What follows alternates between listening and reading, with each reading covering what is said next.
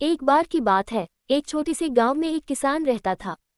उसके पास एक पुराना छोटा सा घर था और थोड़ी सी जमीन। किसान कड़ी मेहनत करता था, पर उसकी फसल हमेशा अच्छी नहीं होती थी। एक बार उसे बहुत चिंता हो रही थी कि इस बार भी उसकी फसल ठीक से नहीं होगी और उसका परिवार भूखा रह जाएगा। एक रात किसान ने सपना देखा।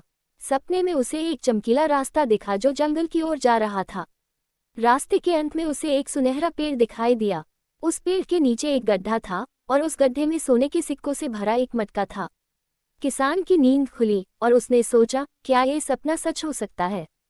अगली सुबह वह तय करता है कि वह उस रास्ते पर जाएगा जिसे उसने सपने में देखा था। वह पूरे दिन जंगल में भटकता रहा, लेकिन उसे वह पेड़ नहीं मिला। निराश होकर वह घर लौट आया। अगले दिन उसने फिर वही सपना देखा। इस बार उसने और हिम्मत जुटाई और फिर जंगल की ओर चल पड़ा।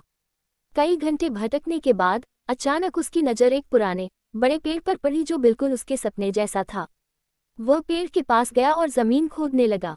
थोड़ी देर बाद सचमुच उसे सोने के सिक्कों से भरा हुआ मटका मिल गया। वह बेहद खुश हुआ और मटके को घर ले आया। अब किसान की जिंदगी पूरी तरह बदल गई। उसने अपनी जमीन और घर को ठीक करवाया और वह अपने परिवार के साथ खुशी खुशी रहने लगा। उसने सीखा कि मेहनत के साथ साथ किस्मत भी कभी कभी साथ देती है, लेकिन उम्मीद नहीं छोड़नी चाहिए। ये कहानी हमें सिखाती है कि मेहनत और धैर्य का फल हमेशा मीठा होता है और कभी कभी किस्मत भी आपके साथ आ सकती है।